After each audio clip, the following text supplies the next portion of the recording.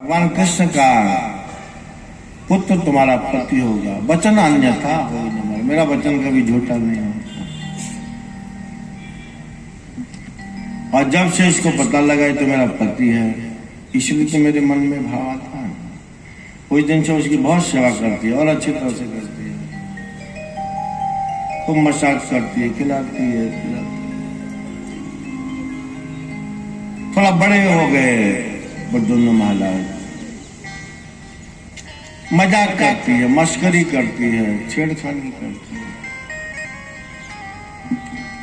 एक दिन प्रद्युम्न महाराज ने कहा, मेरी चायका से, तुम मेरी मां की तरह है, मेरी मां की तरह तुम मुझे रखती हो, आप मेरे साथ इस तरह का व्यवहार क्यों करते हो? आप इस तरह छेड़खानी, छेड़ना, शरीर का स्पर्श करना, ऐसा क्यों करते हैं? तो रति ने कहा, भगवान नारायण सुता संबरे तो ग्राद अहं ते दिगता पत्नी रति कामो भवान प्रभु। आप मेरे पति हो, भगवान नारायण सुत, आप द्वारिकाधीश के पुत्र हैं। संबरेणिया तो ग्रहान, संबरासुर के घर में आप मुझे मिले। अहं से अधिकता पत्नी, मैं आपकी अधिकता पत्नी हूं। अहं से अधिकता पत्नी, रति कामो भगवान प्रभु, मेरा नाम रति है। अधिकता पत्नी मतलब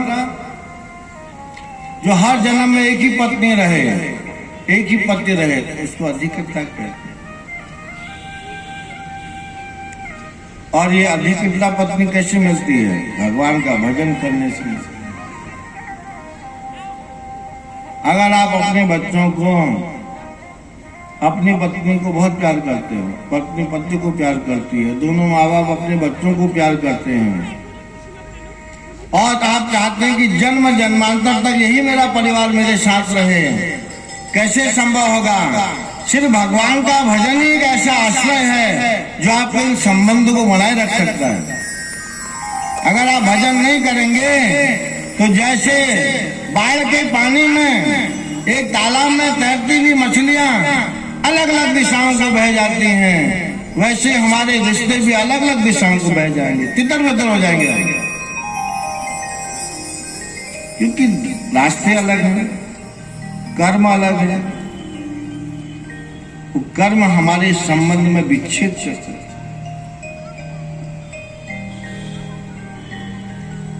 खाली मैं अपने बच्चों को बहुत प्यार करता हूँ, बोलने से हो जाएगा? थोड़ा चॉकलेट खिला दिया उनको, थोड़ा आइसक्रीम खिला दिया, 2-4 गन्ने के जूस पिला दिया, हो गया? गन्ने का जूस पिलाने से क्या रिश्ते मजबूत होते हैं? भगवान का भजन करो, बच्चों से भजन कराइए, हमेशा एक ही रिश्ते रहेंगे। अगर भजन नहीं है, उसके अलावा सब कुछ कर रहे हैं, कभी भी हम एक दूसरे से भी जुड़ सकते हैं। रति कह रही है, मैं तो आपकी अधिकता पत्नी हूं, पहले भी आपकी पत्नी थी, अभी भी आपकी पत्नी।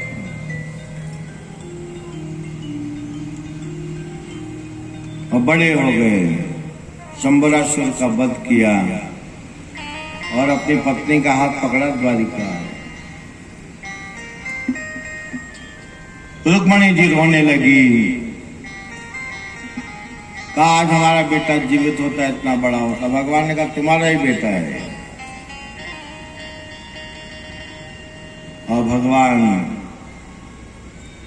और रुक्मणी प्रसन्न हुए, प्रद्युम्न द्वारिका में आए।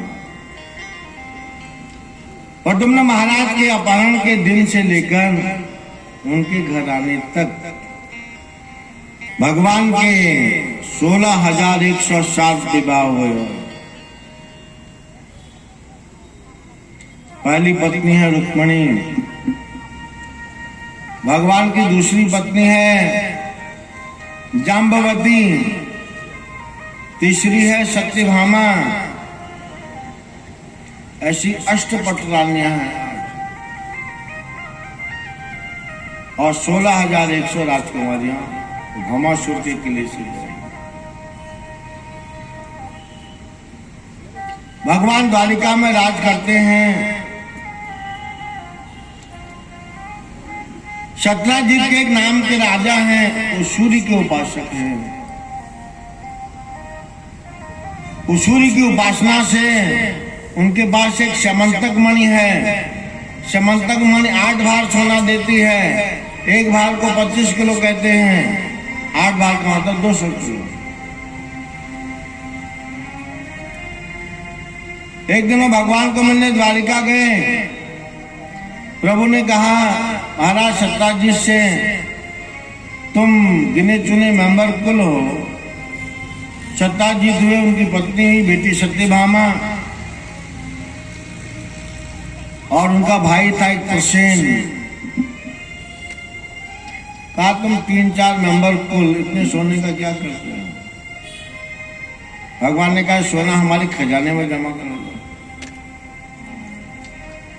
सत्ताजीत की पत्नी ने कहा अपने पति से, क्यों दे हम सोना, ऐसे दे देते क्या सोना?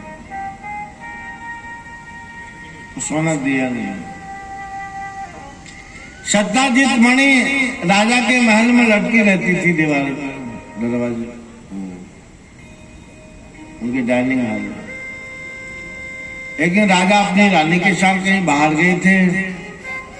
इनका छोटा भाई प्रसेन, उसने देखा वो मणि उधर लटकी है, तो सोचा देखो जरा मैं मणि पहन के कैसा दिखता हूं।